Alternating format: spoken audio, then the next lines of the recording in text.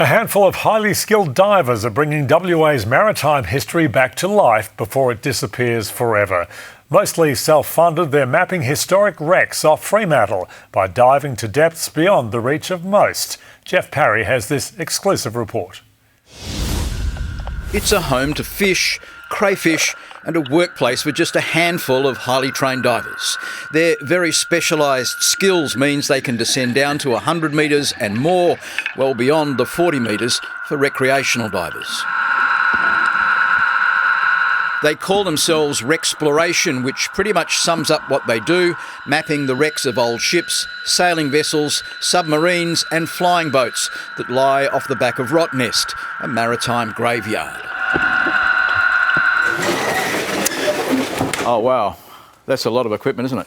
Andrew Oakley and Alex Aberley-Leeming started WreckSploration and turned it into a valued resource for the WA Museum. We're in a very fortunate position to have a really specialised set of skills and equipment and training that allow us to execute really deep dives that are out of range of most divers. The team now numbers half a dozen and they've built up an Aladdin's cave of air tanks and rebreathers that mix air and helium that sustain them on the sea floor. They dived off half a dozen Rottnest wrecks over the past year. Each dive is weeks in the planning and dependent on the weather.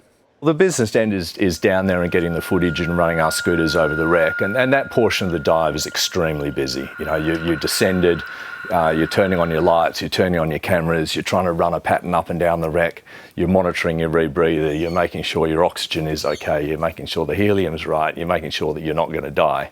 And then you've actually got to do the portion where you don't die, which is ascending at the appropriate rate. That's a precise calculation. A 5-minute descent, 15 minutes on the bottom and 2 hours to get back to the surface. Incredibly peaceful. It's just you, the water, the noise of your scooter and the other divers. There are around 50 wrecks in the Rottnest ship's graveyard, some of them yet to be found. It's expensive work and mostly funded by the divers themselves. But what they bring back is stunning.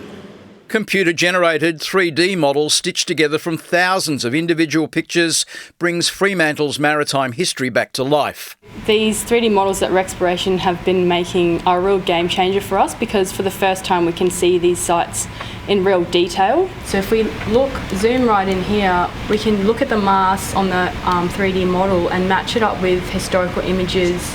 While the wrecks are degrading over time, these images will preserve them forever.